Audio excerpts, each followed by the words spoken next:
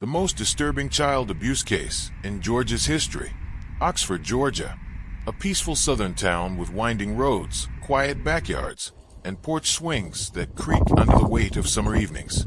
It's the kind of place where neighbors wave, dogs roam off-leash, and scandal seems like a foreign word.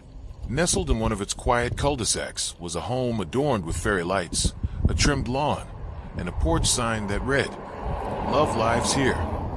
Inside lived William and Zachary Zulock, a married couple known around the community for their cheerful smiles and beautiful family. They had adopted 2 young boys through a Christian special needs agency. To the outside world, they were doing God's work. Their social media told a picture-perfect story. Posts of the boys grinning in Halloween costumes. A heartfelt caption under a photo of them decorating their Christmas tree. Blessed beyond words. Local church members praised the couple. They attended bake sales, fundraisers, and community potlucks. The town had embraced them not just as residents, but as role models. But smiles can lie. Photos can hide. And houses, no matter how beautifully staged, can become prisons. No one questioned why the boys rarely spoke, why they never made friends, why there was always something guarded in their eyes. The couple's reputation acted like a shield, one that deflected suspicion and absorbed praise. But while the world applauded the facade, something unspeakable was happening behind closed doors. What began as an inspiring adoption story would unravel into one of Georgia's most disturbing child abuse cases. And all the while, the town of Oxford watched from the outside, unaware that they were living alongside a carefully constructed illusion. William and Zachary Zulock knew how to build a brand. On social media, they crafted a carefully curated image of a joyful, loving family. Their feeds were filled with smiling photos of beach trips, Sunday morning pancakes, movie nights under blanket forts, and themed family outfits during holidays. Every post seemed to say, "We are happy. We are whole." Followers were drawn in. The couple's story, 2 married men adopting children in need, was heartwarming and shareable. They received thousands of likes, heart emojis, and messages of support. Online, they were seen as progressive heroes, a shining example of how love could build a family. But as their image grew, so did the distance between what was real and what was performative. The smiles were rehearsed. The captions were scripts. And the boys? They were props in a digital fantasy. Beneath the hashtags and emojis were children who rarely played with others, never spoke freely, and often seemed afraid. Behind the screen, a far darker reality took hold, a reality filled with fear, silence, and control. Ironically, it was their love of digital validation that helped authorities connect the dots. Their obsession with documenting every moment left a trail that would later become the foundation of the case against them. Adoption is supposed to be a beginning, a promise of safety, stability, and unconditional love. When William and Zachary applied to adopt, they did so through a Christian special needs agency that prioritized placing vulnerable children into faith-based homes. On the surface, they checked every box. Their applications were pristine. They had stable income, a comfortable home, and glowing references. They attended church, volunteered, and most importantly, they presented as a united, caring couple. The 2 boys who had come into their care had already experienced hardship. They were described as sensitive, needing structure and patience. It was assumed the Zulocks could provide that, but the vetting process, while detailed on paper, failed to uncover critical truths. No one investigated beyond the surface. No one looked at digital history. No one spoke privately with people who knew them beyond their curated social circles. The home visit showed a clean house, a decorated nursery, and a neatly printed Bible verse framed on the wall. It was enough. The adoption was approved. The boys were placed in their care. What no one knew then was that the same home decorated to impress inspectors would soon become a prison of silence. And what should have been a new chapter in healing became a continuation of trauma, this time hidden in plain sight. In cases of long-term abuse, hindsight is haunting. For the Zulocks, there were signs, faint, fragmented, and tragically ignored. Neighbors remember strange moments. The boys didn't ride bikes or join in with other children. When they were outside, it was only for brief, supervised moments. They rarely spoke to anyone. When addressed directly, they froze or looked to their fathers before responding. At school, teachers noticed withdrawn behavior. One educator filed a report after a boy flinched during a routine shoulder tap. Another teacher noted how often the boy seemed tired, distracted, or emotionally numb. But none of the concerns ever escalated. They were filed, forgotten, dismissed as quirks or adjustment issues. A welfare check was conducted once. The house was clean. The parents polite. The case was closed. There were no bruises, no screaming, no dramatic outbursts. Just quiet, consistent signs that something was very wrong. But the system isn't built to see the invisible. It's built to react to emergencies. And the Zulocks knew how to avoid making noise. Those missed red flags weren't just signs. They were cries for help wrapped in silence. And with each one ignored, the boys were pulled deeper into a world no one was willing to look into. Schools are often the first line of defense when something is wrong at home. But in this case, the signs were subtle, and sadly, they went unnoticed or unaddressed. The two boys were enrolled in public school and attended classes regularly. Their records show average grades, no major behavioral incidents, and near-perfect attendance. But something was off. They avoided eye contact. They didn't participate in group activities. When the class laughed, they didn't. When others played, they sat alone. Teachers and counselors documented these behaviors, some even making informal notes about the boys' extreme introversion and discomfort with physical proximity. But those notes never became reports. No teacher wanted to accuse adoptive parents, especially not two who were beloved in the community. After all, how could a family that looked so perfect be hiding something so ugly? The community, too, played a role in the silence.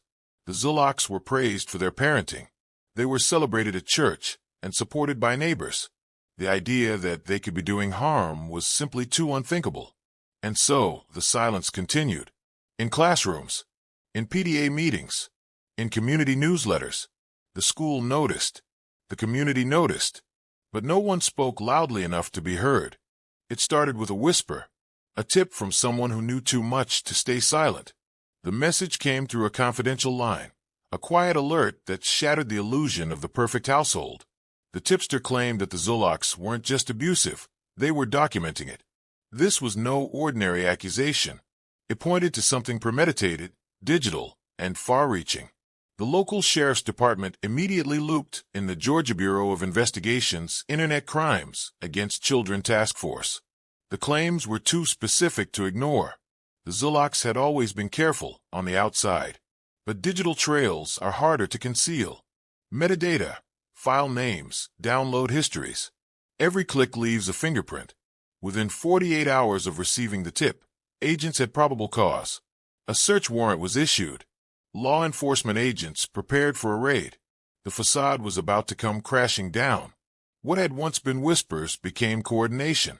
Uniforms, gloves, tech kits. And beneath the quiet exterior of a Georgia suburb, one of the most horrifying digital footprints in recent child abuse history was about to be exposed.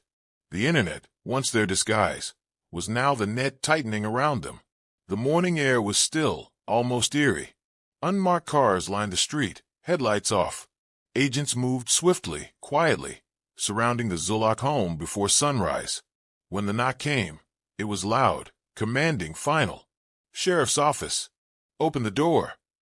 There was no delay. The door was breached. Officers swarmed in. William and Zachary were separated instantly and detained without resistance. Inside, the house was disturbingly normal. Breakfast bowls in the sink, a calendar on the wall, toys in the corner. But beneath that veneer, agents found what they were looking for, and more.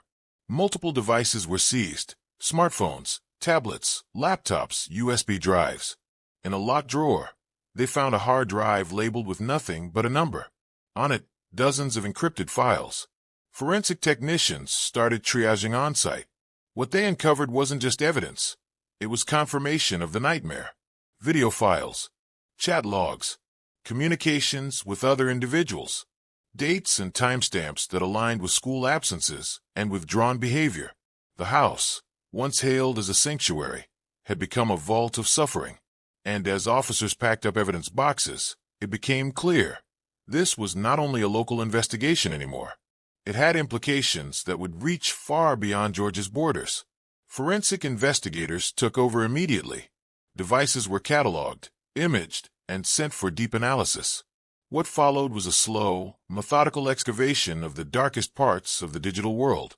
The Zulocks were meticulous. Files were encrypted, buried in deep folders, renamed to blend in. But they weren't professionals. They left traces, hidden logs, backups, metadata. Investigators uncovered explicit content involving the children, all timestamped, many shared through encrypted platforms. But this wasn't just passive storage. It was active communication. The Zulocks had been part of a wider network of predators. Some files were shared. Others were received. Conversations revealed requests, instructions, even exchanges of content. Each discovery expanded the scope of the investigation, drawing in cybercrime units from other states. This was no longer a case of abuse. It was trafficking, exploitation, a digital enterprise of horror. Every file opened was another wound. Every recovered chat another betrayal. And yet, it was those very files that would eventually lead to justice. The internet had stored everything the world had ignored, and now it was bearing witness. The day after the raid, the Newton County Sheriff stood before a crowd of reporters, his expression grave.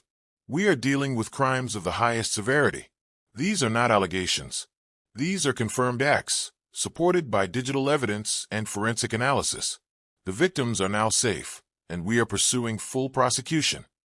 Behind the podium, members of the Internet Crimes Against Children Task Force nodded silently. They had seen what most couldn't imagine. And they weren't done. The news exploded across Georgia. Local papers carried headlines in bold type. National outlets picked up the story within hours. The community that once praised the Zulocks now recoiled. Neighbors who'd taken Christmas cookies to their door now gave statements to police. Teachers who once brushed off concern were now questioned about what they had seen. Everyone was asking the same thing. How did this happen right under our noses? This wasn't a one-time thing. This was a pattern, and we missed it. One officer admitted off camera. The illusion had been dismantled. The town wasn't just mourning the crime. It was mourning its blindness. By the time the Zulocks were arraigned, the list of charges filled multiple pages. Aggravated child molestation, sexual exploitation of children, incest, sodomy, distribution of child sexual abuse material, possession with intent to distribute, engaging in trafficking. Each count carried weight. Each represented a layer of pain. The courtroom was packed. No cameras were allowed, but the tension was thick. The couple stood in standard prison jumpsuits, orange and unremarkable. The same men once seen smiling with their children on social media now stood silent before the law. Prosecutors outlined the digital trail, the communications, the recovery of explicit material, and the corroborating forensic evidence. There was no plea deal offered. None was requested. The public watched closely. Court transcripts were reviewed. Advocacy groups began demanding oversight reforms. Adoption agencies began internal audits. And all the while, the boys, the true victims, remained silent, protected, and far away from the spotlight. The charges weren't just legal formalities. They were acknowledgement. They said, "We see you. We believe you. And we will hold them accountable." Guilty was no longer just a verdict to reach. It was a truth already laid bare in terabytes of evidence. The community response was swift and conflicted. As news of the Zulocks' crime spread, a wave of disbelief and shame swept through the neighborhood, the schools, and the church where they were once celebrated. Some neighbors took down photos. Others deleted old social media posts or unfollowed the couple's accounts. Church members who once applauded their adoption story now sat in silence during sermons, unsure how to reconcile their previous praise with the truth. Parents of other children in the community began asking tough questions. Why hadn't they seen the signs? Were their children ever near danger? How did no one notice? The Christian adoption agency involved in the placement came under heavy fire. Investigations were launched. Former employees were interviewed. Critics demanded a public apology and full review of vetting processes. The agency offered a brief statement. "We are cooperating with authorities and praying for healing." But for many, it wasn't enough. Teachers who once taught the boys were racked with guilt.